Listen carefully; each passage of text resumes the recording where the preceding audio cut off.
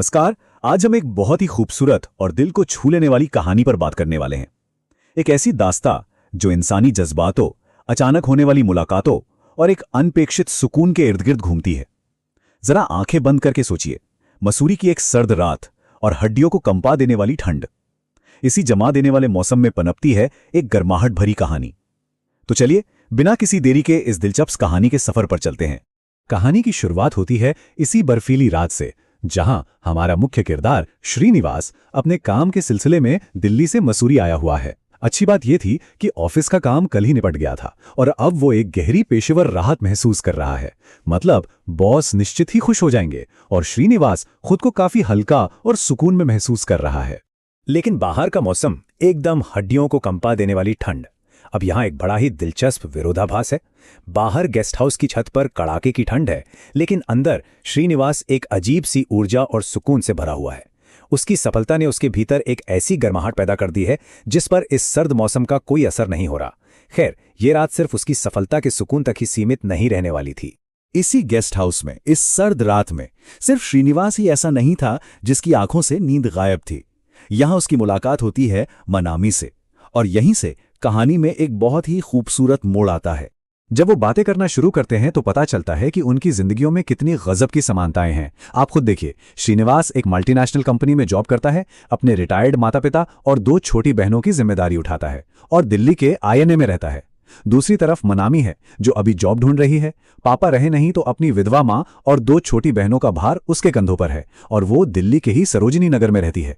मतलब क्या इत्तेफाक है ना। ये सिर्फ 2 अजनबी नहीं हैं, ये 2 ऐसी जिंदगियां हैं जो बिल्कुल एक जैसी मुश्किलों और पारिवारिक जिम्मेदारियों का बोझ उठा रही हैं। जैसे जैसे रात गहराती है, दोनों अपनी अपनी जगह बेड पर बैठे बातें करते रहते हैं। मनामी बताती है कि वो दिल्ली से यहां एक जॉब के सेकंड इंटरव्यू के लिए आई है, लेकिन कंपनी की शर्तें उसे कुछ ठीक नहीं लग रही। अब यहां श्रीनिवास तुरंत उसकी मदद के लिए आगे आता है और कहता है कि उसकी अपनी कंपनी में वैकेंसी है और वो उसका CV आगे बढ़ा देगा। और बातों ही बातों में अचानक श्रीनिवास के मुंह से कुछ ऐसा निकल जाता है जिस मुलाकात के मायने ही बदल देता है।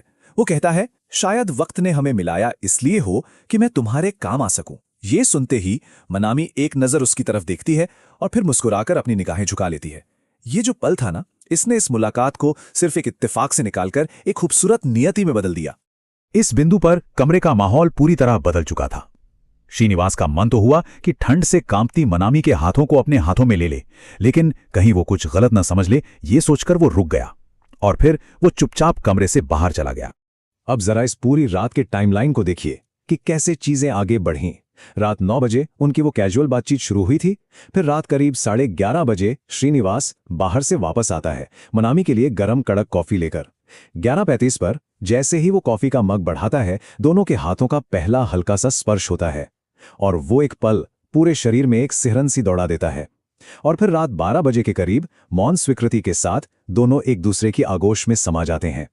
एक साधारण सी कॉफी और बातों ने उन्हें बाहर की उस कंपा देने वाली ठंड से बचाकर एक बेहद गहरे और सुकून भरे जुड़ाव तक पहुंचा दिया। रात कब गुजर गई पता ही नहीं चला। अगली सुबह एक बिल्कुल ही अलग एहसास लेकर आई। बाहर पेड़ों और पत्तों पर जमी बर्फ छन छन कर गिर रही थी, जैसे पूरे जंगल में किसी ने कोई मीठा सा तराना छेड़ दिया हो। और सच कहूं तो इस कहानी का ये हिस्सा सबसे ज्यादा दिलचस्प है। आमतौर पर हम देखते हैं कि ऐसी रातों के बाद अगली सुबह एक अजीब सी उलझन या पछतावा होता है, पर यहां बिल्कुल नहीं। मन में कोई अपराध बोध नहीं था, बल्कि शरीर और मन में एक नई ऊर्जा आ चुकी थी। बस एक शांत मौन साथ था। दोनों किरदारों ने बिना किसी पछतावे या भविष्य की फिक्र के इस खूबसूरत पल को पूरी तरह से जी लिया।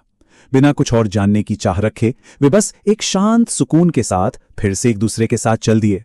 इस पूरी कहानी को देखने और समझने के बाद एक बहुत ही गहरा सवाल मन में उठता है, क्या वाकई जिंदगी के सबसे खूबसूरत पल बिना किसी प्लानिंग के अचानक ही आ जाते हैं? श्रीनिवास और मनामी ने कभी सपने में भी नहीं सोचा था कि वे इस तरह मिलेंगे, और मसूरी की वो सर्द रात उन्हें इतना सुकून भरा साथ दे जाएगी। कभी कभी जो हम कुछ भी प्लान नहीं करते, तभी किस्मत हमें सबसे खूबसूरत तोहफे दे जाती है। क्या आपको भी ऐसा लगता है? इस खूबसूरत सफर में हमारे साथ जुड़ने के लिए आपका बहुत बहुत शुक्रिया।